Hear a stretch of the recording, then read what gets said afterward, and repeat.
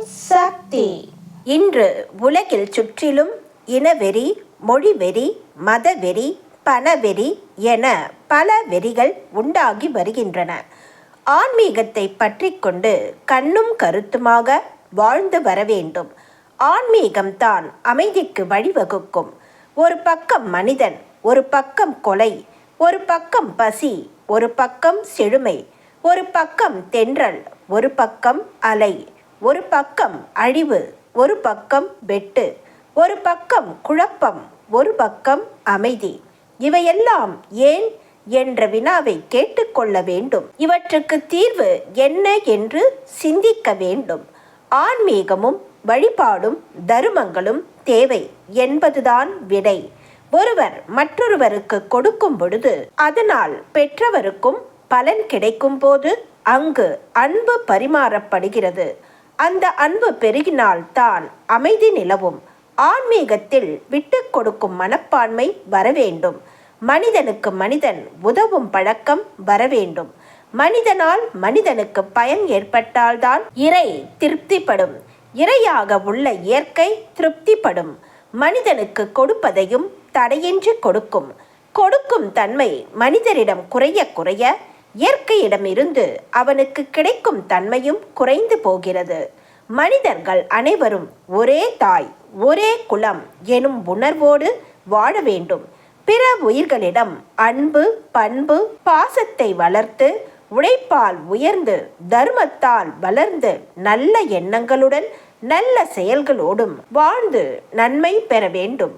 ஆன்மீகம்தான் வாழ்க்கையின் ஆணிவேர். இந்த வேரை பற்றி கொண்டுதான் மற்றெல்லாம் வளரும். விளைகின்ற நெல் எல்லாம் பயிராக வேண்டும், கதிராக வேண்டும், நெல்லாக வேண்டும், உணவாக வேண்டும், விதையாக வேண்டும், பதறாக கூடாது. அதுபோலவே மனிதன் என்று பிறந்தாலே உழைக்க வேண்டும், செயல்பட வேண்டும், பிறருக்கு பயன்பட வேண்டும். பிறருக்கு பயன்படாத பயிர் பதறாவது போல பிறருக்கு பயன்படாத மனிதனும் மனிதரில் பதறே. உழைக்க வேண்டிய வயதில் உழைக்க வேண்டிய நேரத்தில் நேர்மையாக உழைக்க வேண்டும். உழைக்காமல் மனிதரில் பதறாக மாறிய பின் பதறில் பயனில்லை. சிந்திக்காமல் சிதறவிட்ட எண்ணங்களும் உழைக்காமல் உதரப்பட்ட வாழ்க்கையும் கண்ணீர் விட்டு கதறுவதால் மீண்டும் வராது. செவ்வாடை போட்டுக்கொண்டு தப்பு செய்கிறார்கள்.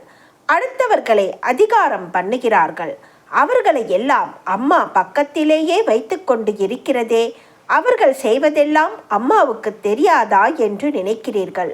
அவர்கள் செய்வதெல்லாம் அம்மாவுக்கு தெரியும், எனக்கும் தெரியும். ஒரு மூக்கு அடைத்து கொண்டால் அடுத்த மூக்கிலேயே காற்று வரும். அதனால் மூக்கு அடைத்திருப்பதே தெரியாது. அடுத்த மூக்கும் அடைத்து கொண்ட பிறகுதான் வேதனை. அதுவும் நரக வேதனை. நரகம் என்பது வேறு எங்கும் இல்லை, நமக்குள்ளே தான் இருக்கிறது. இரண்டு மூக்கும் அடைப்பட்ட பிறகு அனுபவிக்கிறோமே, அதுதான் சித்திரவதை. உயிர் போய்விட்டால் கூட பரவாயில்லை என்று தோன்றும். ஆனால் சாமான்யமாக உயிர் போகாது. அம்மா மாபெரும் சக்தி. இமயமலை மாதிரி செவ்வாடை தொண்டர்களை எல்லாம் பள்ளிக்கூடத்தில் சேர்த்திருக்கிறேன். உங்களுடைய தரிசனத்திற்காகத்தான் நான் கோவிலில் காத்து கொண்டிருக்கிறேன். என்னை தரிசித்துவிட்டு அப்படியே அம்மா எதிரில் தங்கள் குறையை தெரிவித்துவிட்டு சென்றாலே போதுமானது. எல்லோருக்கும் எல்லாமே கொடுத்துவிட முடியாது. உங்களுடைய பக்குவம் என்ன, பக்தி என்ன என்பதெல்லாம் பார்க்க வேண்டும். கோயில்கள் சீரழிந்தால் ஊர் சீரழியும். ஓர் ஊரில் உண்மையான பக்தர்கள் இருந்தால் அந்த ஊர் வளரும். அங்கங்கே வார வழிபாட்டு மன்றங்கள் அமைத்து வழிபாடு பெருகினால் ஊர்கள் செழுமை பெறும் என்பதற்காக நாம் மன்றங்களை அமைத்து செயல்படுத்தி வருகிறோம். அக்கம் பக்கத்தில் உள்ள கோயில்களிலும் விளக்கேற்றி வைக்கும்படி நம் தொண்டர்களுக்கும் பக்தர்களுக்கும் சொல்லி வருகிறோம். சக்தி ஒளியில் அம்மாவின் அருள்வாக்கை படி. உனக்கு வேண்டியதெல்லாம் அதில் உண்டு. உங்கள் பக்திக்கும் தொண்டிற்கும் தக்கபடிதான் உங்களுக்கு உயர்வும் மதிப்பும் எல்லாம். நீ சிறிய பாத்திரத்தை எடுத்துக்கொண்டு வந்துவிட்டு பெரிய பாத்திரத்தில் வாங்கிச் செல்பவனை பார்த்து பெருமூச்சு விடாதே. அம்மா எல்லோருக்கும் தான் ஊற்றி அனுப்புகிறாள். நீ கொண்டு வந்தது அவ்வளவுதான். நம் பக்தர்களும் தொண்டர்களும் நமது வழிபாட்டு முறைப்படி அம்மாவை வழிபட்டு பலன் பெற வேண்டும் என்பதற்காகவே நாம் சக்தி பீடங்களை உருவாக்கி வருகிறோம்.